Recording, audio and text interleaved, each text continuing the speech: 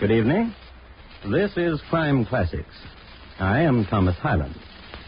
I'm going to tell you another true crime story. Listen.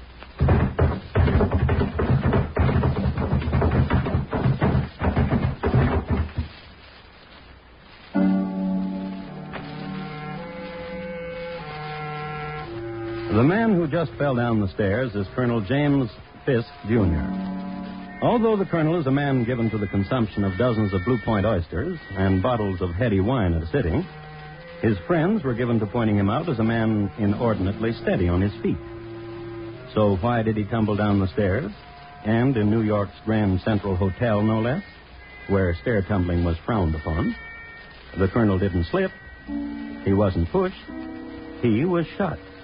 The sudden presence of 2 bullets in him had upset his equilibrium. The man who's running away is the man who just shot the colonel. His name, Edward S. Stokes. Until recently, the colonel's very dear friend. There he goes. And tonight, my report to you on the checkered life and sudden death of Colonel James Fisk, Jr. Crime Classics. A series of true crime stories taken from the records and newspapers of every land, from every time. Your host each week, Mr. Thomas Hyland, connoisseur of crime, student of violence, and teller of murders. And now, once again, Thomas Hyland.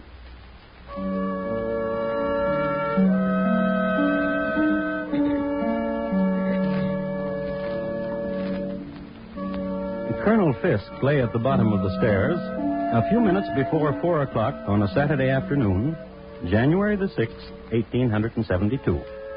He was dying. His life was coming to an end. And he would be sorely missed by his family, Mrs. Fisk and the children, and by his intimates, among whom were Jay Gould, Boss Tweed, and the heavier stockholders of the day. A man dying, and I know the precise instant when his dying began. It started some months ago in a rather ornate house in Washington Square. 2 women were talking, and the younger one said, Annie, how can I meet Colonel Fisk? That was the instant. And the older one said, Dearie, dearie, dearie. But the younger one was not young enough to take dearie for an answer. I mean it, Annie. I want to meet him. He's so wealthy, isn't he? And all I have is a black and white silk dress and an empty purse. So very empty, dear Annie. Oh, orphans in the rain and empty purses sadden me so, dear Josie. And I've heard he's coming here tonight to visit with you. The dear Colonel says I set such a good table. Dear Josie. Yes? Walk over there to that cabinet, dear Josie. In the very bottom drawer, you will find 2 candlesticks given to me by the minister from Egypt. Get them. Yes. They are heavy, aren't they? Now put them on the table. And light them. Good. Now blow them out, gently.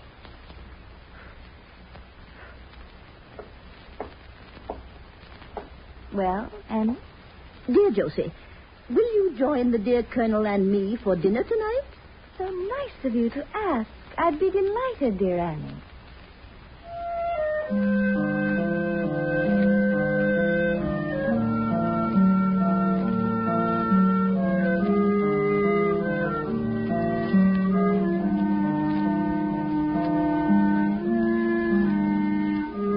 And so it was that Colonel Fisk and Josie Mansfield met. It was a highly successful meeting. I kiss your hand, Josie. You're a very sweet man. Oh, isn't she a dear? So lovely. And so poor. So sad. The colonel was a man easily touched. And this was the era for young widows, beautiful and penniless. It was the era for weeping at the mere thought of such a situation. It was a decade of compassion and champagne. And this night, the meeting night, was one of the most poignant of the decade. Tomorrow, Josie, a jewel to lie against the throat. Oh, Colonel. My carriage will call for you at noon and bring you to me. And where will you be? At Tiffany's. The necklace counter? Of course, my dear. More wine?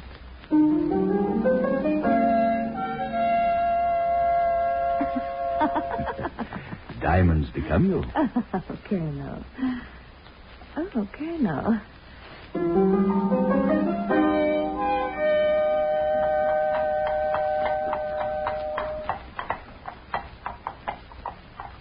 Look at it, dear. Do you like it? It's very nice. And it's all yours. Oh, thank you. I've always wanted a home of my own. And servants of my own. 6. Kiss me, Colonel.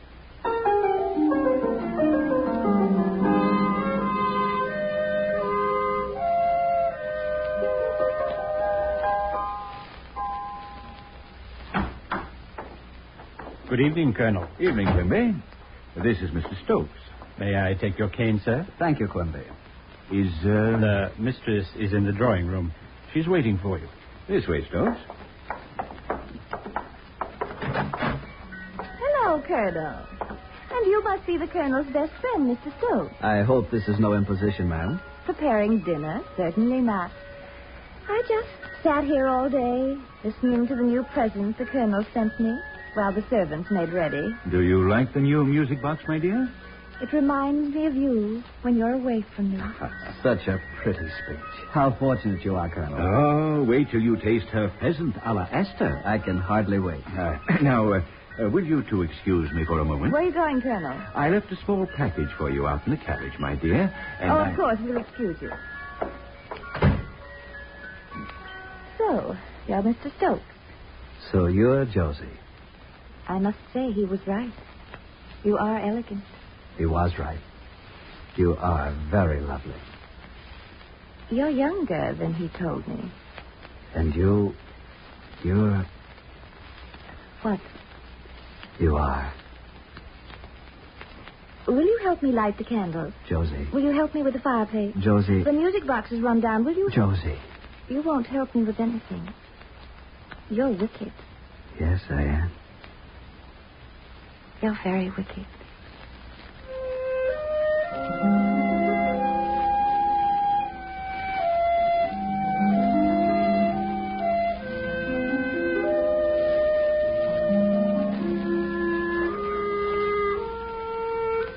At the time Josie whispered this tender criticism, Mr. Edward Stokes was 5 feet 9 inches high.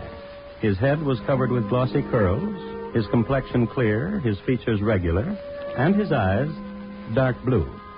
He was dressed in the height of fashion, and his diamond studs gleamed brilliantly. And after the colonel returned with a forgotten package... Oh, a ruby pendant. Thank you, Colonel. You're very welcome. And after the wine was drunk and venison devoured, and the fingers dipped in the lemon water, after that evening of old friends and new, after that, there was a new day. And there was this. Good morning, Mr. Stokes. Good morning, Quimby. The mistress is in the sitting room. She's waiting for you. Thank you, my man. Josie. Edward. Oh, wait, Edward. I was out this morning early shopping. Here, I bought something for you. Open it. Josie. A pearl stick pin. There was no need for you to... Oh, yes, there was. Now be quiet.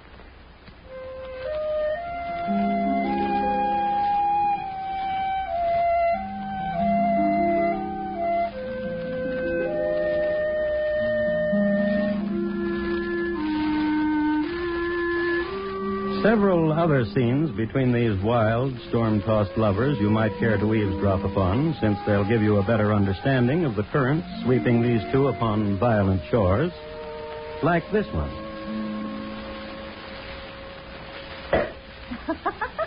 The best champagne in New York. Now take off your little shoe.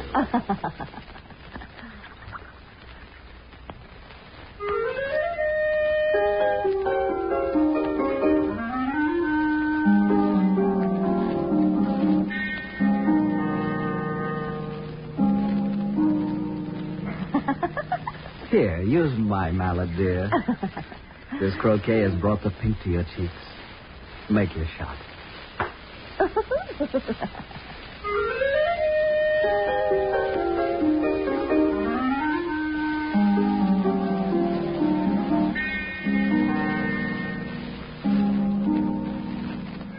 is always the case in skullduggery of this sort, there is an in the meanwhile. So, in the meanwhile, in the Park Avenue home of Colonel James Fisk, Jr., the Colonel and his lady. The children have been tucked away for the night, the servants snug in their quarters, as were the animals. A quiet hour, an hour for a man and his wife, and for family discussions. You fool! You cheat! Liar! Dear, the children, you'll awaken them. A woman like that. Have you no compassion in your heart? She's a widow. Ha, ha. Alone in the world. I am but her advisor. Ha, ha. Now that's all you are. What are you talking about? What all of New York is saying. And that is? Ha, ha. And that is? The most concerned is the last to know. Know what? Your precious widow and Edward Stokes. What? Ha, ha, Colonel. Now you know what I've been through. The aggravation, the shame, the heartache, the sorrow, the unrequited love.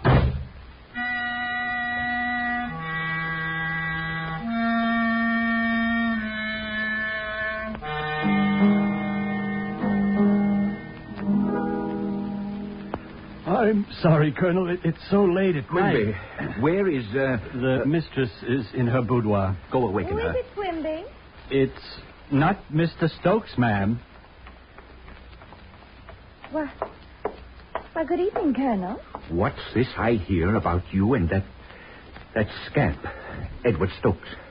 Why, what have you heard? That you and he, Who told you that? my wife. You'd better go back to her, Colonel. Then it's true. I love him very much. Josie, Go back to your wife. I warn you. You warn me. You, Colonel? Listen to me. I'll ruin you. Please. Go home. You and Edward Stokes. Mark my word. I'll ruin the both of you. My promise to you, if it takes the rest of my life.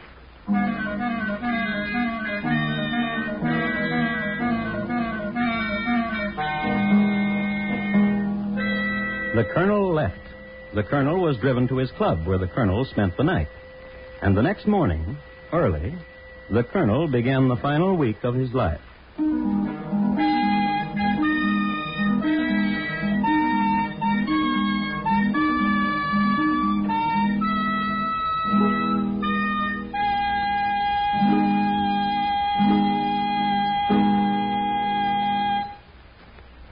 You are listening to Crime Classics and your host, Thomas Hyland. A dead man's coat is the key to a killing. Its disappearance starts Mr. and Mrs. North off on a merry, mysterious manhunt tomorrow night. Don't miss Coat of Arms, a matter of murder confronting Pam and Jerry North. Tomorrow, listen to For John Lund is yours truly, Johnny Dollar, the insurance sleuth with the action-packed expense account on most of these same CBS radio stations. And now, once again, Thomas Hyland in the second act of Crime Classics, and his report to you on the checkered life and sudden death of Colonel James Fisk, Jr.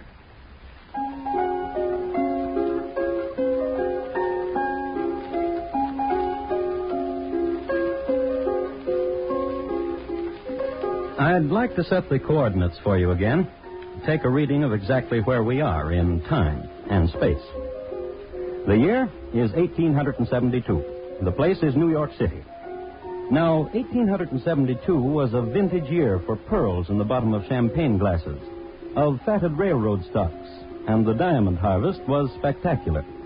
The term rags to riches was coined on a day in this year, when a raggedy sewing machine girl was summoned from her chores, taken by the hand, dressed in silk, then released into a gilded cage. New York City at this time was a center for many similar dramas, one of which we're concerning ourselves with. Colonel James Fisk, Jr. had compassion for a widow named Josie Mansfield. Josie Mansfield had compassion for the Colonel's friend, Edward Stokes. The Colonel, upon hearing of this arrangement, immediately went into action in a Colonel-like manner. Your Honor, I want to swear out a warrant for the arrest of Edward S. Stokes for embezzlement. Why, certainly, Colonel. We'll have the culprit in jail in no time at all.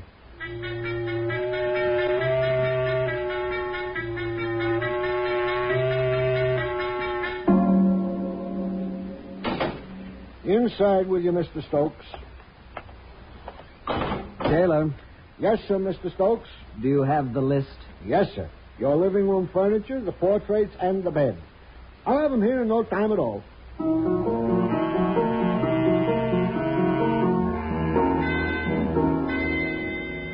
Edward Stokes was a model prisoner for 2 days. He was then released when the charge against him was dropped. Not to be outdone, he went into action in a manner which gained the plaudits of his cronies. Your Honor, I want to swear out a warrant for the arrest of Colonel James Fisk, Jr. for false imprisonment. Why, certainly, Mr. Stokes. We'll have the culprit in jail in no time at all.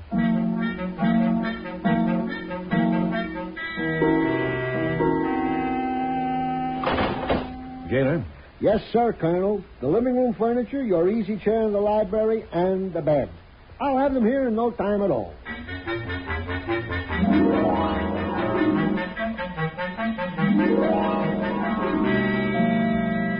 War of nerves, tactics, and strategies, and reprisals. And the real victors, the gatherers of the loot, the lawyers. So the Colonel and Mr. Stokes called a truce, waved white napkins at each other across a gleaming table at Delmonico's. Stokes, I think we both acted like children. I agree with you, Colonel. Let me fill your glass. Yeah. A toast. To a friendship. Our friendship, Colonel.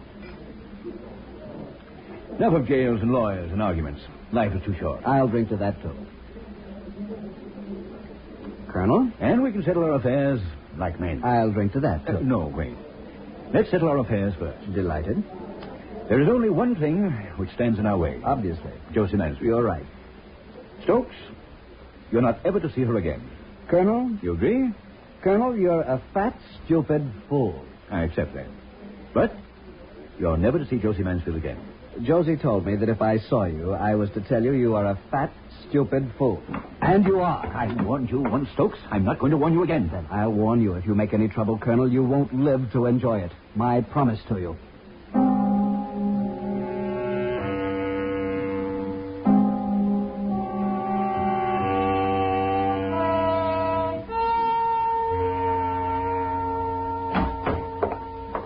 Good evening, Mr. Stokes. The mistress is in the parlor.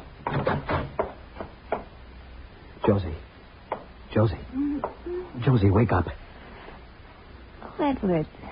How nice, Edward. Dearest, listen. It's important. Are you awake? Of course, I just drowsed off. I was reading, waiting for you, and now you're here. Josie, listen. It's about Colonel Fisk. Oh, please don't talk about him, not now. He's ruined me. What's he talking about? I'm a pauper. You? Why, you're one of the wealthiest young men. No, not now. I don't have a penny. What happened? The stocks I had, all my assets. Well? The Colonel forced down the value of the Erie Railroad stocks, wiped me out. Oh, Edward, I'm so sorry. Josie, Yes? I'm poor now. Do you want me to leave? Never come back? Darling Edward. Darling, dearest Edward. Josie. We'll beat him. We'll destroy the Colonel, you and I together. That's impossible. He's too powerful. He's a weakling. What? I can prove he's a weakling. He writes letters. Letters? I saved them. And that's not all. What do you mean? Dealings he's had. Dishonest business dealings. Would you like to look at them? Dearest Josie, I love you so much.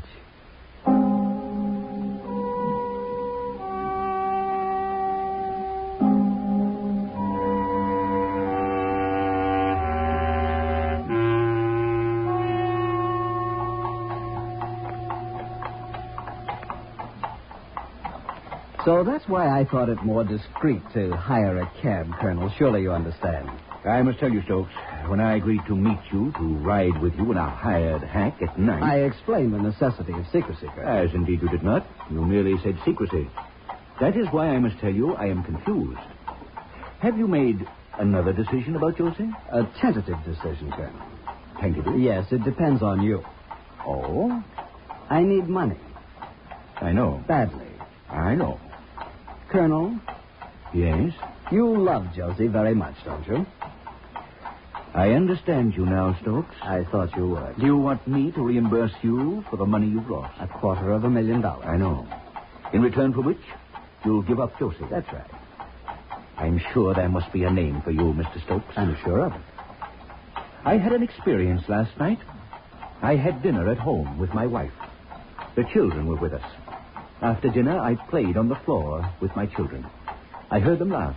I heard my wife laugh, too. And I laughed, too. And there was no other meaning behind my laughter except enjoyment of my family. Very touching. And rewarding. Then you're not interested in my proposal. I'll get off at the next corner, Mr. Stokes. Tell the driver. Of course. Next corner, cabby. Well, Mr. Stokes, give my regards to Josie. Tell her I'm truly sorry for what's going to become of her. Goodbye, Mr. Stokes. Colonel, wait. I'm sorry we have nothing else to talk about. Except the letters. What letters? You have a rich way with words, Colonel. I congratulate you. I don't understand. Oh, of course you do. The letters you wrote to Josie. I see. All of them. I see. They could ruin you. Perhaps. I remember one of the letters opened with, "Dearest Josie, my poor little widow, your sad tears still on my shoulder." $10,000. And another, "Dear Josie, this morning I was at Tammany Hall, and with Boss Tweed arrangements were made to relieve the city." $10,000. $250,000 for the letters, Colonel. 10,000, or you may publish them or do what you want with them. Surely you're not serious. Good night, Mr. Stokes. 10,000. Bring your letters to me tomorrow, and you shall get your money. Good night.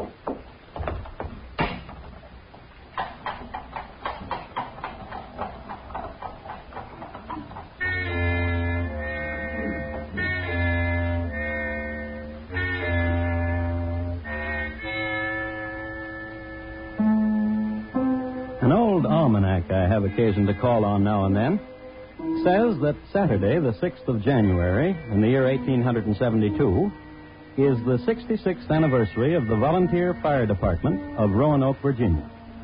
Also, it predicts the day will be cold and clear with high westerly winds. So, we'll make an assumption.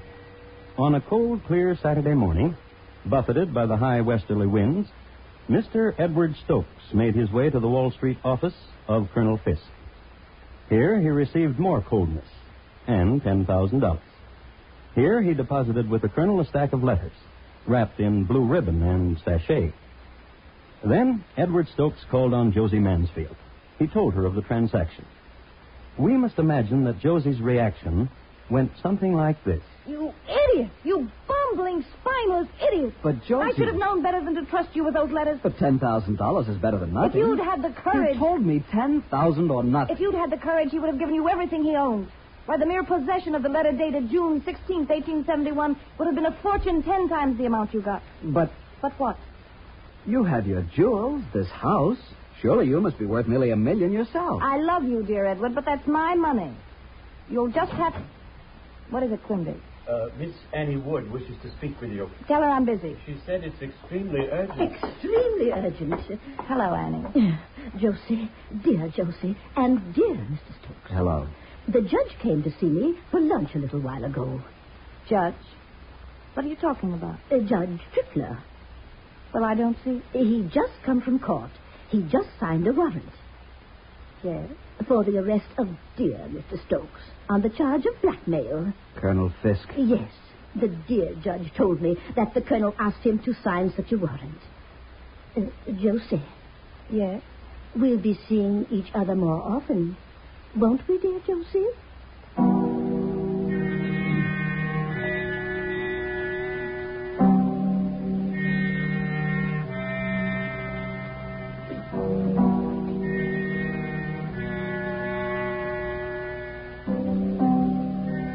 Publication of the time. I quote, "The next that was seen of Edward Stokes, as far as is known, was at a few minutes before 4 o'clock, when he was walking carelessly up and down the main corridor of the Grand Central Hotel on the parlor floor. This corridor is 1 story above the street, is parallel with Broadway, and at its northern end is reached by a staircase from the street. Passing and repassing the head of the staircase, Stokes glanced furtively down the stairs. It was nearly 4 o'clock when Colonel James Fisk, Jr., drove up in a carriage to the door. Stepping out of his carriage and walking briskly across the pavement, he passed through the outer door of the hotel. When he had done so, he was heard to inquire for a certain Annette Latour. He was told she was in and started up the stairs.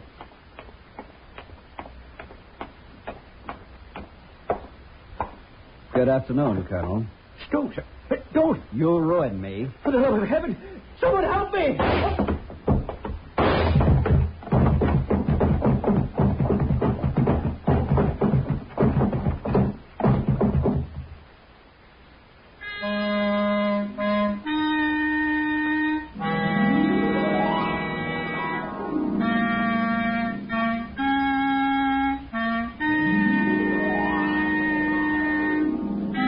Edward Stokes was restrained a block away.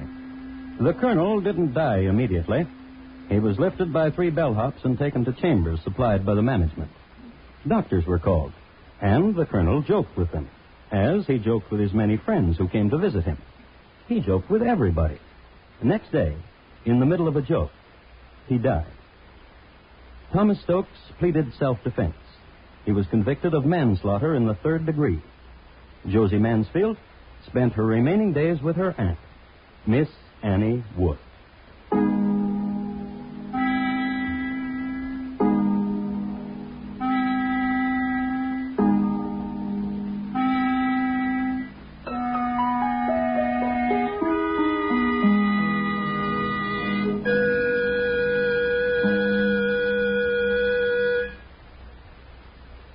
In just a moment, Thomas Hyland will tell you about next week's Crime Classics.